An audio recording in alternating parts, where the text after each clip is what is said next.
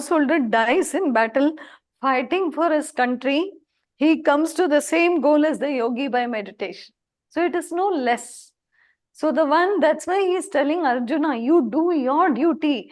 And if you fight for the country and you give up your life here, you have attained what a yogi will attain by meditation. Why do you want to go and take the begging bowl and become a sannyasi? The same thing is being said in Nirvana Tantra also. So then, there are other seva works like householder has to see by digging tanks. Means earlier they would dig the wells and give supply, make those tanks for people to store water. So all this was there in this 1895 ka baat, long ago. So then understand that we need to help in whatever way we can. Digging tank, planting trees to continues always, and by establishing rest houses for men and animals. So basically shelter for the animals, ashram for the people who are passing by, annadana. There is so much. By making roads, bridges, this all is also like a yogi who is going towards the meditation. There is no difference. Goes towards the same goal as the greatest yogi. So the greatest sevadhari is equal to the greatest meditator also. There is no difference. That's what he is trying to say. We are all attaining the same thing, one by work, one by devotion, one by knowledge, and one by meditation. That's why Swami Vivekananda combined the 4 yogas. He said, anybody choose anything, but then go to the peak of that. When you can't, then you combine all the 4, but keep your pet one with you, favorite one with you. Don't think that seems better, let me switch there. No. Do everything, but do yours for sure, without fail. Then, at the same time, it does not say that this duty is lowering than and the other is elevating. We'll say, Arey, wow, the yogi is meditating. Look at that man. He's standing in the army and killing people. It's bad. No.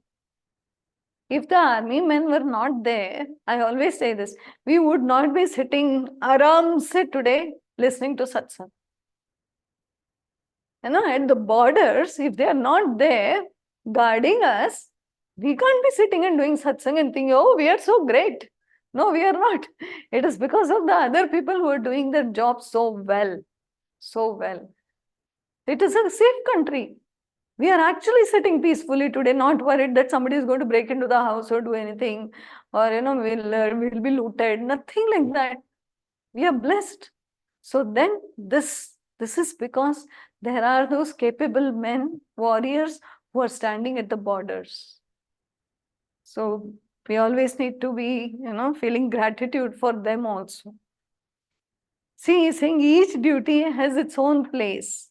And according to the circumstance in which we are placed, this is very important. This is what I was saying. According to the circumstances in which we are placed, we must perform our duties.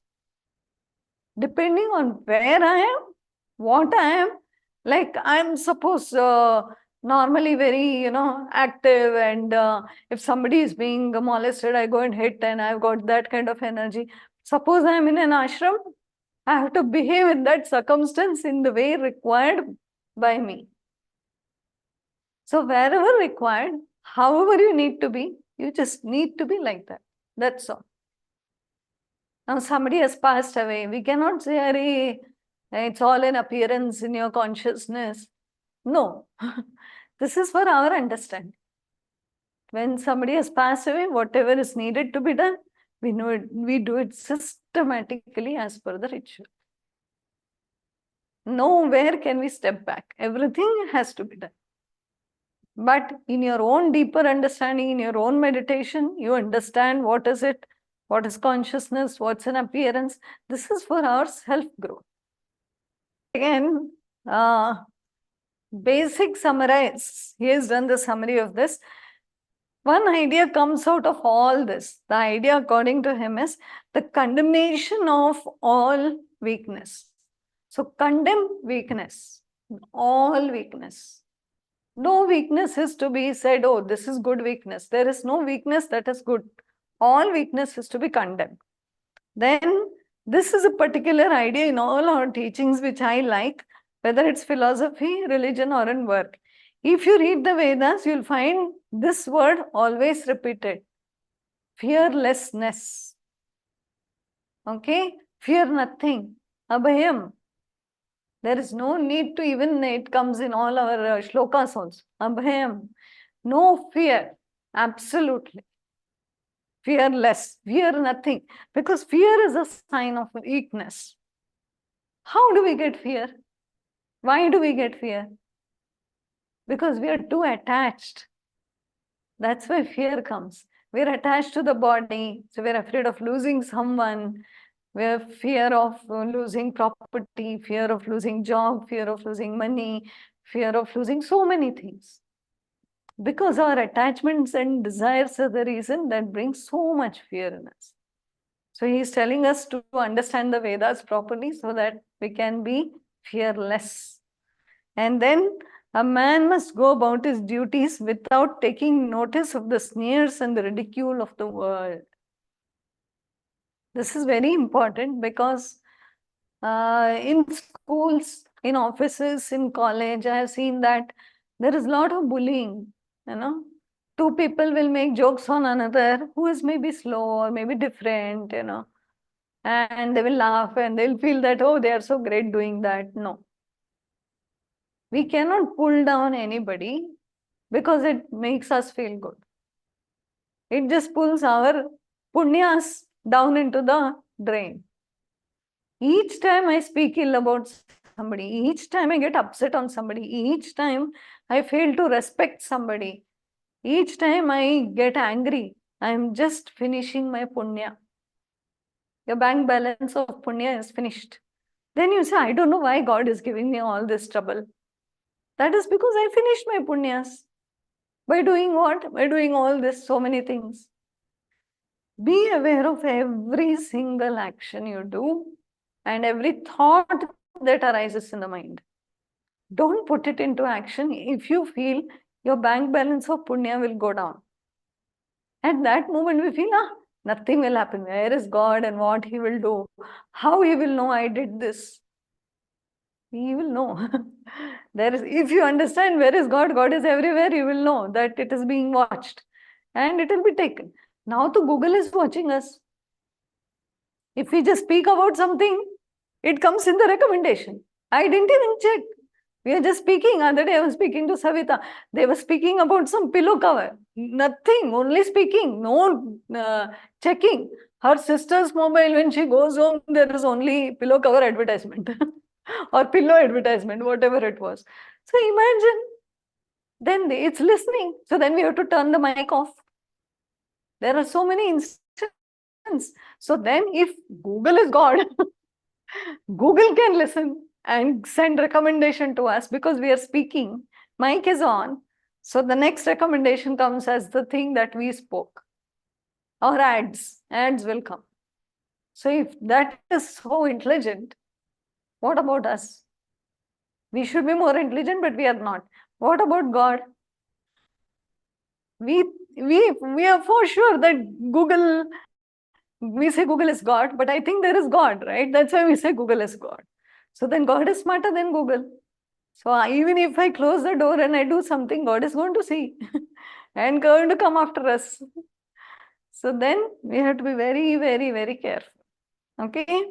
If a man retires from the world to worship God, he must not think that those who live in the world and work for the good of the world are not worshipping God. This also happens. The ones who become monks, they will say, these sansaris. Even forget the monks, even the ones who do satsang, they will say, ये संसारी है, हम सत्संगी है. तुम भी संसारी हो.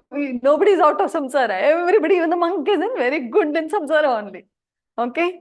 So then, samsara is something which is created the minute my mind looks outward. There is no created samsara actually. Okay. The minute my mind turns outwards, the samsara is born directly. So understand that everybody is in samsara. There is nobody out of samsara. It's not like a fish out of water. Okay. Nobody can ridicule anybody. Householder is good in his own place. The satsangi or the monk is good in his own place. And the other part also. Okay. And neither must those who live in the world for wife and children think that those who give up the world are low vagabonds. There are householders who say, look at us, we are doing our dharma. Look at those sannyasis, useless, doing nothing. Fukkat ka khate hain. They just take bhiksha and do nothing. We have no business speaking about them also. They have no business speaking about householders. This we need to be very aware what we speak. And the worst paparma is done with this one tongue. Either by eating or by speaking. Both will result in nonsense only for us. Be very, very careful. It has I don't think it has any bone or muscle. It is just loose technically, okay? And he's saying each is great in his own place, for sure. There are young sannyasins too, two of them. So don't get confused, okay? Very clearly, it's speaking about an ancient custom which is our Swayamvara types, wherein this princess, basically, she will go around and all the handsome young men will be there. Then there will be criers. Criers means जो ऐसा बोलते हैं ना, हमारा ले लो. Like even in India, buy this for 20 rupees, 20 rupees. Other will say 10 rupees. वैसा चल रहा है.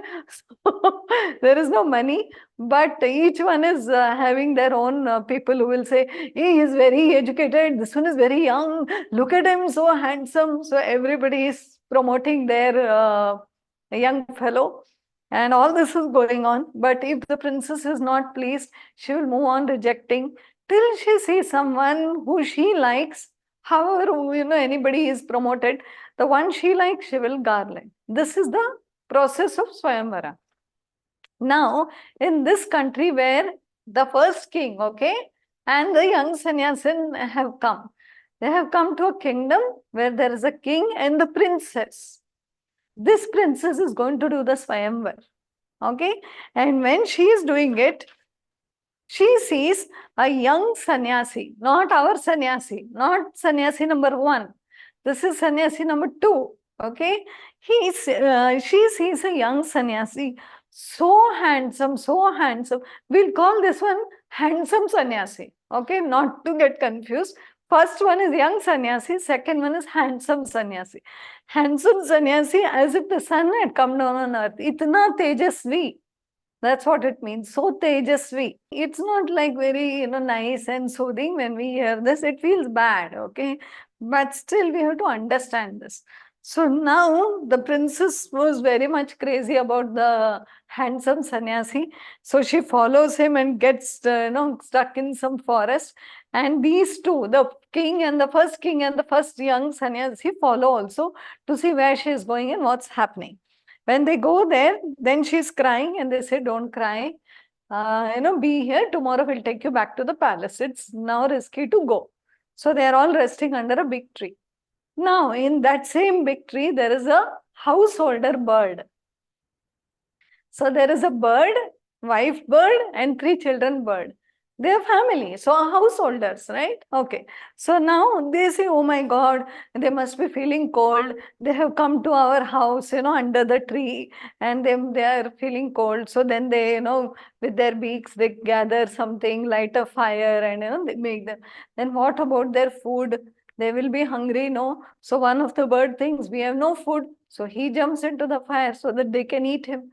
And then the wife says, they are such big 3 people. I will also jump. Then the children think, Arey, mummy, papa have done their dharma. But that is not enough for 3 people. We 3 will also jump. So everybody gives up their life in trying to be, the food for 3 men, 3 humans. Okay. So until now, this is the story.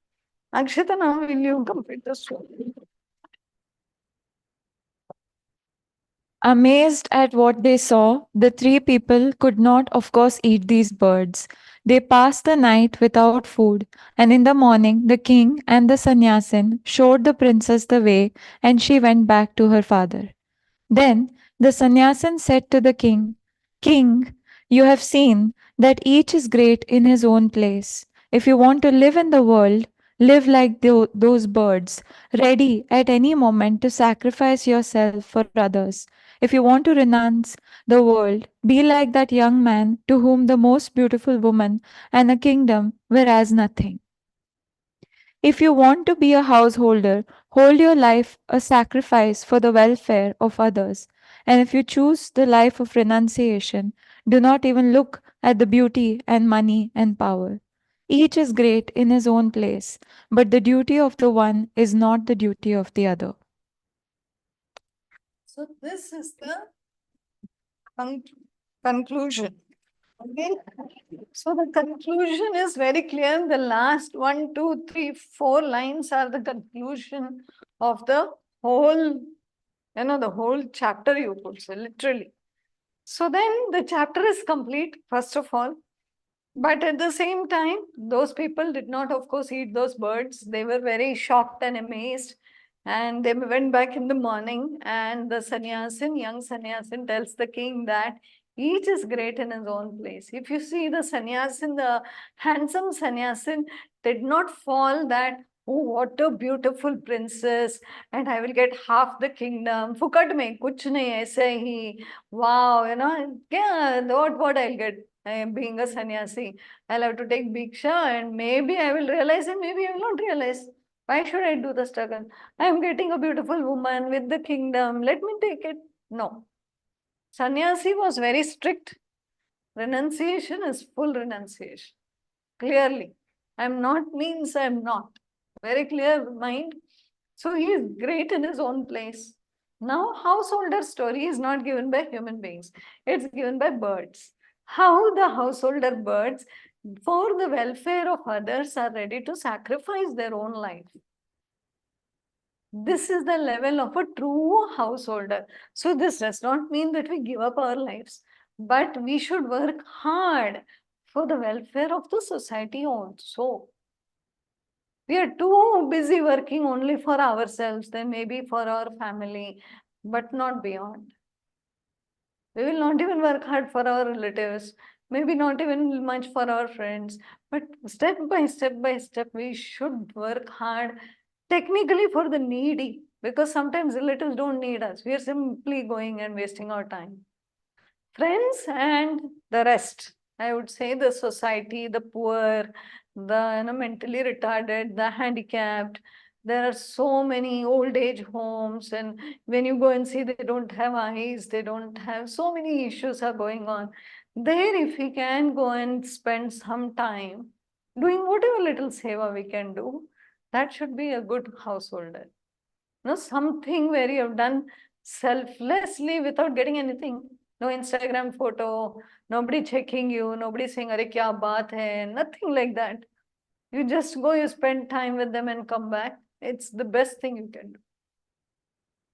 And that's the best householder. So if you want to be a householder, hold your life as sacrifice for the welfare of others. And if you choose the life of a renunciate, do not even look at the beauty, money, and power. Very clearly, very, very strict. So each is great in his own place, but the duty of the one is not the duty of the other. So very clearly, sannyasi's duty, sannyasi should do. Householder's duty, householder should do. Everybody is a householder, so we all should do work for the welfare of others.